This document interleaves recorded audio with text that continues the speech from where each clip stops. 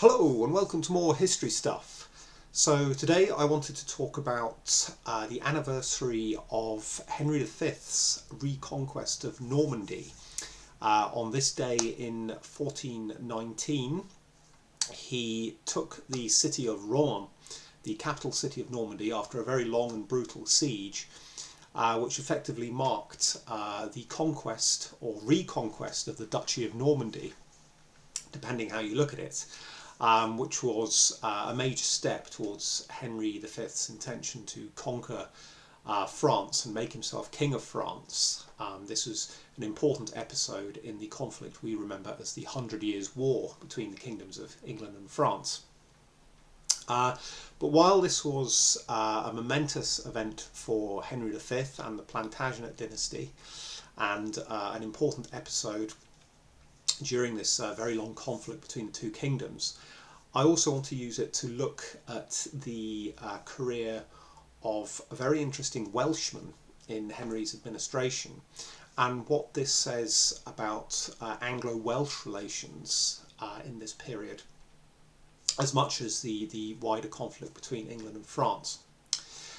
So this Welshman was a certain Philip Morgan, and he had been made Henry's Chancellor of Normandy the previous August 1418, several months before the city actually fell. And he was clearly a very important and trusted member of Henry's administration, and he would go on to be given further rewards. He was granted land in Evreux, near Normandy, a few weeks after the city fell in 1419. And he was also made the louvetier of Rouen. Now, louvetier is an interesting customary French title. It translates as Wolfhunter or Wolf Master, and as the title suggests, it means that Philip's job was to hunt down all the wolves in the area, because Europe was still swarming with wolves at this point, and they were, a potential threat not only to animals but to human life as well. And it was Philip's job to hunt them all down and protect the local people from the threat of wolves. It was also a very lucrative job. It came with a high salary, and he probably didn't do much of the wolf hunting himself. He would have minions to do that. He just held the title, the office, and raked in the profits. And Philip remained in Normandy for about a year, and then he went back to England with the king, with Henry V, and is not known to have returned to Normandy after that, but he retained his sort of high post in the English administration, and for the rest of his life was a sort of very trusted and successful royal officer, royal servant, and died at a good age, very sort of wealthy and respected. And Philip, apart from the details of his own career, also came from an interesting family, an interesting Welsh lineage, because he was a direct descendant of a man named Morgan ap Meredydd, who I've spoken about before on this channel. I think I did a video about him many moons ago. Morgan had been a member of the Welsh Gentry who rose very high in the administration of Edward I in the late 13th century, after Edward conquered Wales in 1283. Morgan served him in many capacities. He was an extraordinary figure. He was, among other things, a spy, a double agent, a military captain, a commissioner of array, a diplomat. He wore many hats, Morgan ap Meredydd. And he was one of Edward I's most trusted Welsh officers. And then he went on to serve Edward II in the same capacity, and eventually died early in the reign of Edward III in about 1330. Much like his descendant, very similar career paths. Chose to serve the English crown, did very well out of it, lived to a great age, and died very sort of rich, respected, successful figure. And this is how the family progressed over the generations. And they are an interesting example of one of the many Welsh gentry or landholding families who stepped into the power vacuum in Wales after the Edwardian conquest in 1283. After Edward I had destroyed most of the princes of Wales, there was this power vacuum that the Welsh gentry, who are sort of one step below the princes on the ladder of Welsh society, this very tiered society, hierarchical, they stepped into this gap.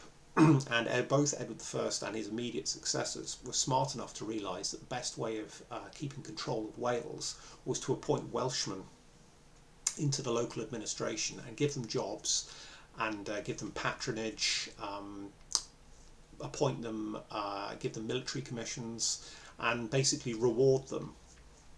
So, that's the best way to sort of like keep Wales under control, is to basically let Welshmen run it at the local level and sort of be a bit hands-off. And this continued for several generations until the mid-14th century, when Edward III and his son, Edward of Woodstock, better known as the Black Prince, decided to change their policy.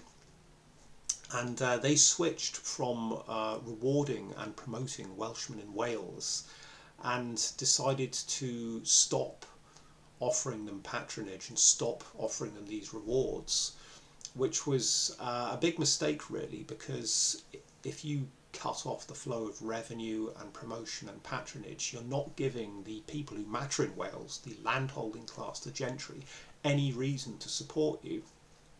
You've got to give them a reason to buy into your regime and to support it. And the Black Prince in particular was guilty of this. He ordered that no Welshman should be allowed to serve as a constable of a royal castle in Wales, which is a big break in royal policy in Wales, because previously the kings of England from Edward I onwards had made a point of making Welshmen constables of castles, key castles in Wales. So, for instance, the castle of Builth in Mid Wales, which was one of the most important royal castles, that was appointed or given over into the hands of a family of Welsh constables for several generations in a row, the family of Hywel ap Meirig. And this was important. It secured the Plantagenet control of the Principality of Wales by giving Welshmen a reason to support it, by giving them a stake in this regime. But from the mid-14th century onwards, the kings of England, in their wisdom or lack of it, decided that they were going to change this policy and just appoint Englishmen, give English officials trusted positions in Wales and sideline the Welsh gentry.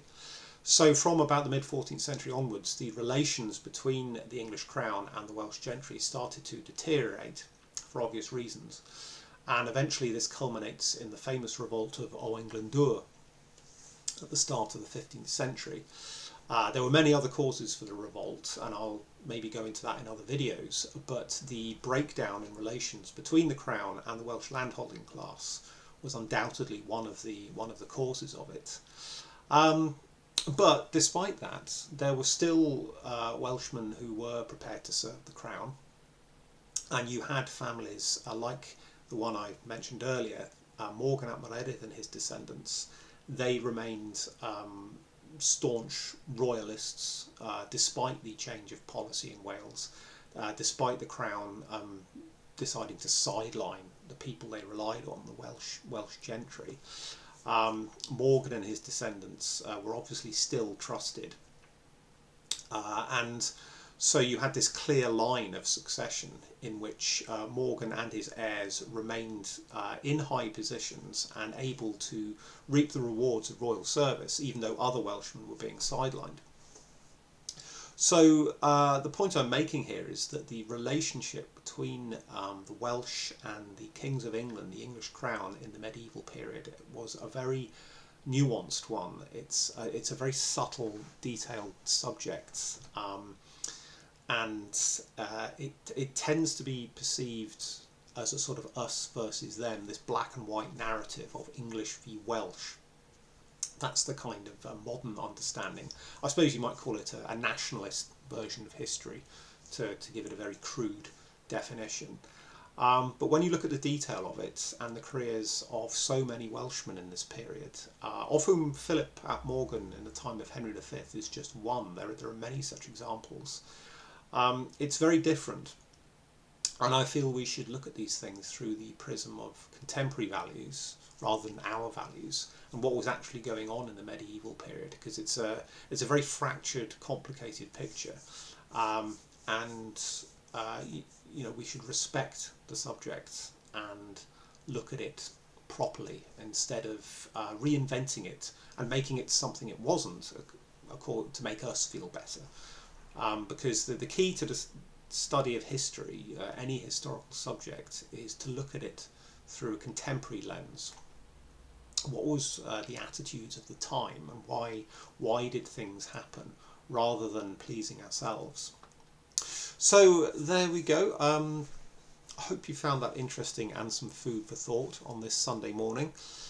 And if you're interested, I shall go further into the relations between various Welsh gentry figures and the English crown in this period. It's one of my interests, in further videos. So if you like that, please like and subscribe, and I wish you a really nice Sunday.